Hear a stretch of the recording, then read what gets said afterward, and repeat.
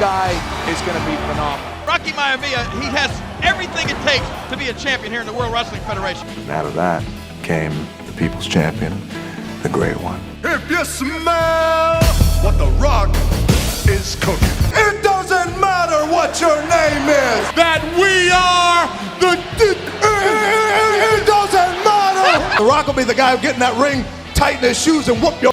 Without a shadow of a doubt, the greatest sports entertainer the world has ever seen.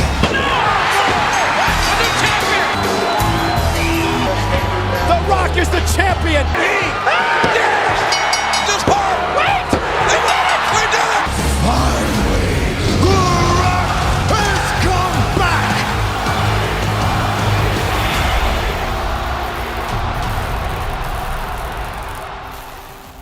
So picture this, it's 1996 Madison Square Garden, the bright lights hit the ring, and a smiling young rookie walks down the aisle wearing blue tassels, colorful gear, and the biggest grin in wrestling. His name is Rocky Maivia, the first ever third-generation superstar in WWE history. He's supposed to be the next big hero, the future face of the company, the man built to carry the legacy of his father, Rocky Johnson, and his grandfather, the great High Chief Peter Maivia. The company is all in on him, and it's pretty clear.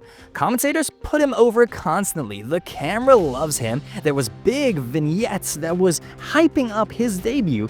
He's pushed straight to the top. It's his first ever match, and it just so happens to be at Survivor Series. He becomes the sole survivor. Fans are told that he is great. He is going to be great. He is already great. They're told to cheer. They're told to love Rocky Maivia, the smiling blue chip babyface. But instead of cheers, he gets boos. Instead of applause, crowds chant at the top of their lungs, Rocky sucks! Rocky sucks! It is one of the most brutal rejections that any wrestler has ever faced. And here's the crazy part. The man being booed would go on to become one of the biggest stars in wrestling history, one of the most successful entertainers on the planet, and someone who would later be celebrated as the People's Champion. So today we're diving deep into one of the greatest transformations the wrestling world has ever seen. How The Rock went from the most hated man in WWE to becoming the People's Champion. Now let's break it down. When Rocky Maivia debuted in late 1996, the WWE was desperate for a new hero. Hulk Hogan was gone, Bret Hart and Shawn Michaels were locked into an intense feud. Stone Cold was rising fast, but he wasn't the clean-cut Superman that WWE traditionally built its business around. So Vince McMahon thought that he found the answer in Rocky Maivia, the perfect babyface. He was smiling, he was humble, he was grateful, he was an all-around nice guy. A real-life success story wrapped in family heritage. The problem was that wrestling fans were changing. The Attitude Era was kind of beginning. People didn't want perfect, they didn't want respectful, they didn't want good guys in the company. They wanted flawed anti-heroes, rebels who drank beer, broke the rules, and said whatever they wanted. Rocky, he felt manufactured. He looked forced, and the more WWE pushed him as the hero, the more the fans just hated him. During one Raw taping, the crowd drowned the arena with chants of "Die, Rocky, die. Rocky sucks." Those chants weren't just boos, they were a message. Fans didn't believe in him. They wanted him gone. Backstage, Rocky tried to take it in his stride, but he later admitted that the hatred hit him deeply. The goal and the design of what we're doing is to get the fans on your side. Oh, big power slam! Good guy always smiles. Happy to be there. He was depressed. He considered quitting the business entirely. Wrestling insiders were shocked about this. How could someone with his background be rejected so violently? But then fate stepped in. Rocky tore his knee and he was forced to step away for several months. And during that time, he thought about his character and what he really wanted. He realized something crucial. He could never succeed trying to be who WWE wanted him to be. He had to become who he truly was. So eventually I got hurt, and then I was able to take the summer off. You know, I've always said the respect is given when it's earned, and if they feel, for whatever the reason may be, that I haven't earned the respect yet, their respect, then that's fine, I'll accept that, and I will earn it. And the moment that he returned, everything changed. When he came back in 1997, he wasn't the smiling babyface anymore. He joined the Nation of Domination, a villain group with Farouk, D'Lo Brown, and Kama Mustafa. For the first time, Rocky Maivia dropped the fake personality and he started to become real. He showed confidence, he showed swagger, and he showed a bunch of attitude. He stopped pretending to be humble and instead, he turned his natural charisma loose. He took the microphone and without warning, he did something that nobody expected. He told the fans to shut up. He called them out for booing him and he told them that he didn't need their support. And then he changed his name. Just like that, Rocky Maivia became The Rock. And from that moment on, he uttered the now iconic line, which is, "The Rock says." Wait. 1, 2. There's two now. It doesn't matter if the Rock has the free. How you doing? It doesn't matter how you're doing. Finally, the Rock has come back to Chicago. Who is the Rock? Oh, you should know who the Rock is. Let the Rock break it down for you. The Rock, the most electrifying man in sports and entertainment. Bravo Bull, great one, people's champ. And in that moment, everything shifted. He spoke like nobody had before, referring to himself in the third person, roasting interviewers, insulting opponents in the most hilarious ways possible, and delivering lines that fans repeated the next day at school and at work. He made some iconic catchphrases that became his superpower, and we still say them till this day. Whether you love him or hate him, you listened. He became arrogant on purpose, and the more arrogant he got, the more the fans loved it. Within a year, The Rock went from rejected rookie to one of the hottest acts in the entire company. The transformation was so powerful that fans started cheering a villain. Hollywood Hogan, come on down!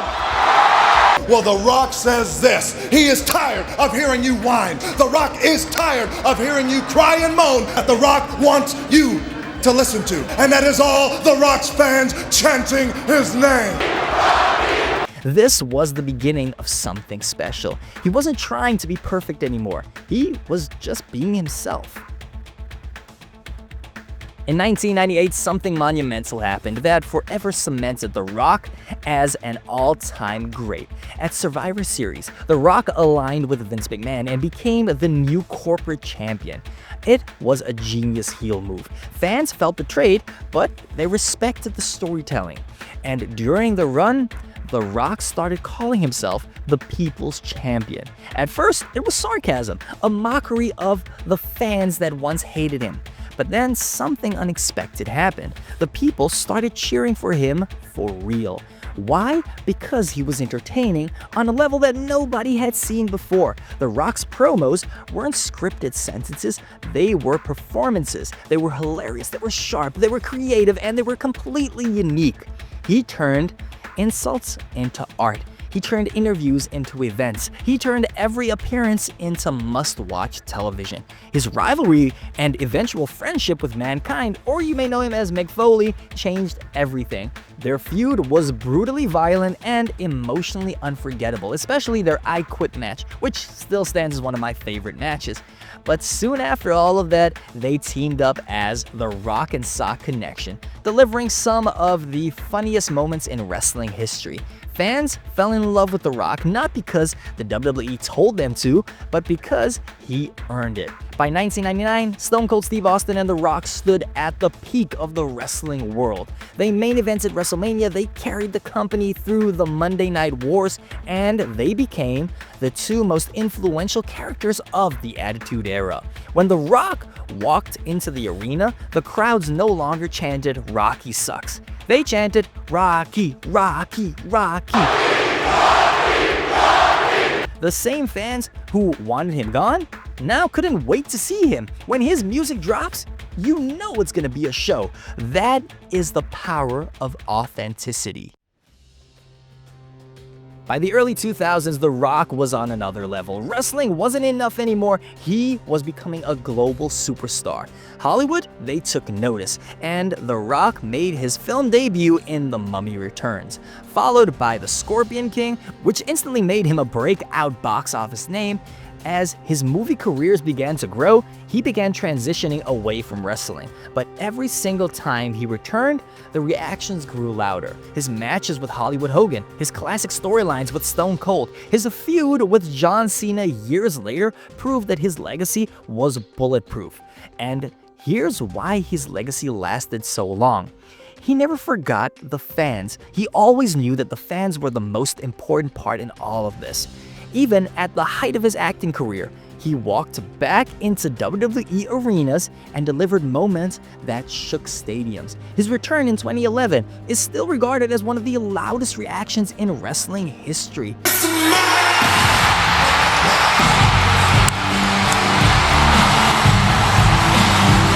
After 7 long years, finally, The Rock has come back! That music hit.